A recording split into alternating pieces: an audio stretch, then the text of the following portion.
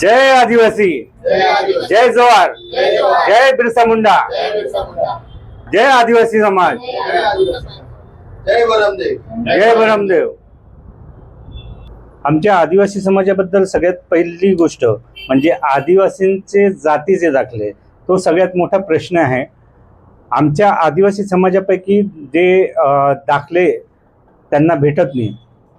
1960 साली आपल्या महाराष्ट्राची निर्मिती झाली.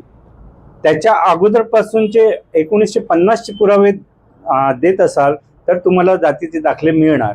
ही जी संभावना आहे त्याला मी विरोध करतो, कारण आदिवासींचा आणि 1950चा काय पुराव्याचा काय प्रश्न नाही. सगळ्यात पहिली महत्त्वाची भूमिका आहे, जर त्यांचा वडिलांकडे दाखला आहे तर त्यांच्याकडे 1950चा पुरावा का मागितला जातो, याचं मी खंडन करतो. त्यांच्या वडिलांचा दाखला आहे तर त्या मुलांना दुसरे सर्टिफिकेट्स वगैरे शोधण्याची गरज काय? तुमच्याच कार्यालयातनं दिलेले आहेत ना, मग ते त्यांना देण्यात यावे. आणि खूप किचकट प्रश्न करून ठेवलाय आदिवासीच्या दाखल्याचं.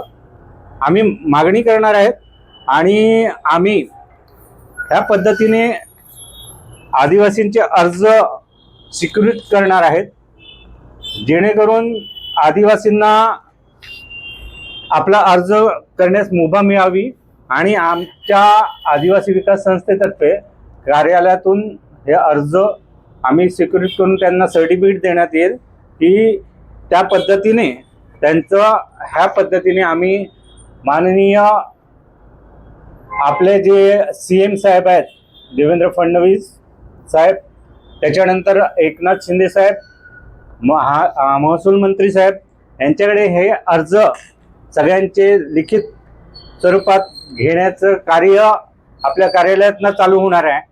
आणि जेणेकरून आम्ही मागणी करू की आमचे आदिवासींचे जे जातीचे दाखले आहेत त्याच्या सवलती व्यवस्थित रीतीने मिळाव्या. मुंबई हे क्षेत्र नाही का, तर मुंबईतलं क्षेत्र आहे ना, मग मुंबईतले आदिवासी नाहीत, ते आदिवासी आहेत. आम्ही आदिवासी आहोत, मग आम्हाला आमचा हक्क भेटला पाहिजे.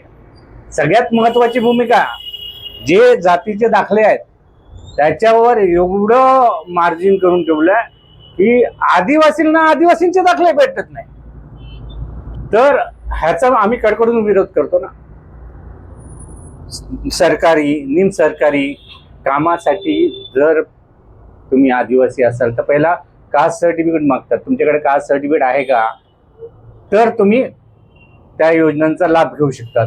मग ते जे जातीचे दाखले आहेत ते देण्याचा अधिकार आमच्यापासून का हिरवला जातोय? त्याच्या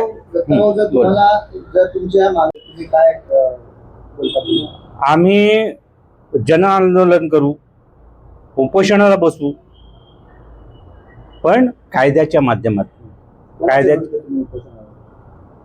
सरकारच्याच विरोधात उपोषण करावं लागेल, पण पहिला मागणी केली जाईल. आपण अर्ज करून मागणी केली जाईल. जेवढे पण आदिवासींना मी रिक्वेस्ट करेन की त्यांनी जेवढे जण आहेत तेवढ्यांनी, मुंबईतले नाही तर बाहेर जे कोणी महाराष्ट्रातले जेवढे पण, त्यांनी आमच्याकडे येऊन फॉर्म भरून आम्हाला द्यावे, जेणेकरून आम्ही मागणी करू शकतो. आपली जी मागणी आहे ती समोर ठेवू शकतो आणि आपले जातीचे दाखले सुस्करपणे मिळावे म्हणून आपल्या शासनाकडे विनवणी करू शकतो. जय हिंद, जय महाराष्ट्र, जय भीम, जय बिरसा मुंडा, जय जोहार, जय आदिवासी.